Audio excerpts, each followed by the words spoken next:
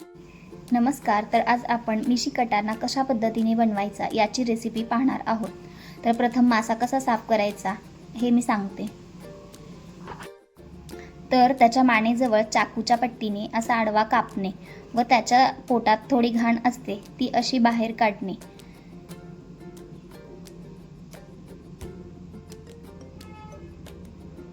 तर आता ही पिवळी दिसतीये ती अंडी असतात, ती तशीच ठेवायची आणि शिजल्यानंतर ती घट्ट होतात आणि खायला ती खूप रुचकर लागतात. या माशाजवळ दोन्ही बाजूला काटे असतात आणि ते काटे पण मोडायचे. पाठीवर एक काटा असतो तो पण मोडून घ्यायचा. त्यानंतर त्यामध्ये ज्वारीचं पीठ टाकायचं. मासा 2 ते 3 वेळा पाण्याने स्वच्छ धुवायचा, म्हणजे त्याचा चिकटपणा असतो तो सगळा निघून जातो.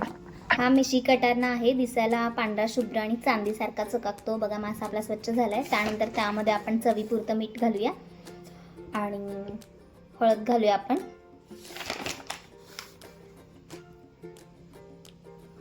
आणि आपल्या आवडीप्रमाणे लाल तिखट मसाला म्हणजे आपली घरगुती चटणी 2 ते 3 चमचे टाकतोय आम्ही ते.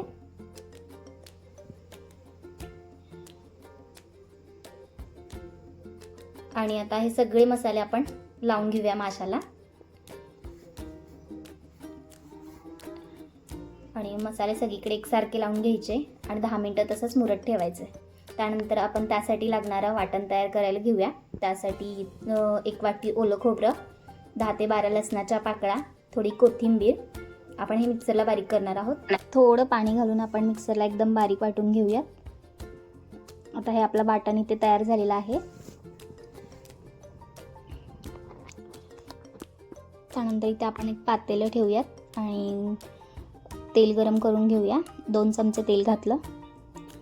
त्यानंतर इथे 7 ते 8 लसणाच्या पाकळ्या ठेचून घालूयात. माशाला कांद्याच्या फोडणीऐवजी जर लसणाची फोडणी दिली तर माशाची चव आणखीन वाढते. त्यामध्ये आता आपण 2 ते 3 लाल तिखट मसाला आपला घरगुती तो घालूयात, 2 ते 3 चमचे. त्यानंतर आपण तयार केलेलं वाटण त्यामध्ये घालून चांगलं तेल सुटेपर्यंत भाजून घेऊया.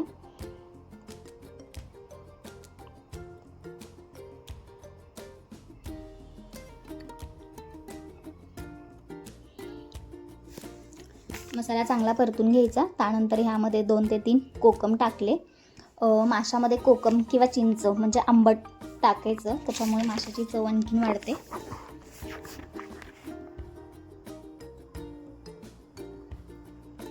आता थोडं पाणी घालून हे मिश्रण सगळं तेल सुटेपर्यंत शिजवून घ्यायचं.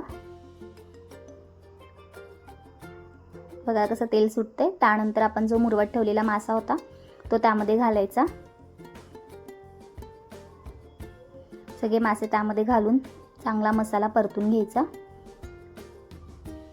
आणि आवश्यकतेनुसार आपल्याला पाणी, आता मग इथे रस्सा बनवतोय म्हटल्यानंतर थोडं पाणी जास्तच लागणार, त्यामुळे आवश्यकतेनुसार पाणी घालायचं आणि उकळी येईपर्यंत हा मासा शिजवायचा. हा नदीचा मासा आहे त्यामुळे जरा लवकर शिजतो. आणि हा मासा फक्त पावसाळ्यामध्ये नदीला जे पहिलं लाल पाणी येतं त्यामध्ये हा मोठ्या प्रमाणात सापडतो आणि त्याची चव 1 नंबर लागते. हा मासा शिजला की नाही हे बघण्यासाठी कसं ओळखायचं, तर त्याचे जे डोळे आहेत ना ते बाहेर येतात. त्यावेळी समजायचं की हा मासा पूर्णपणे शिजलाय. आणि माशाला चांगली एक उकळी येऊ द्यायची. आणि कटारना मासा आहे त्याच्यामध्ये एकच काटा असतो आणि तो खायला खूप रुचकर लागतो. तर अशा पद्धतीने आपला रस्सा तयार झालेला आहे. आणि एकदा अशा पद्धतीने तुम्ही या मासा करून बघा, चांगलाच तुम्हाला खूप आवडेल आणि या माशाचा आस्वाद घ्या.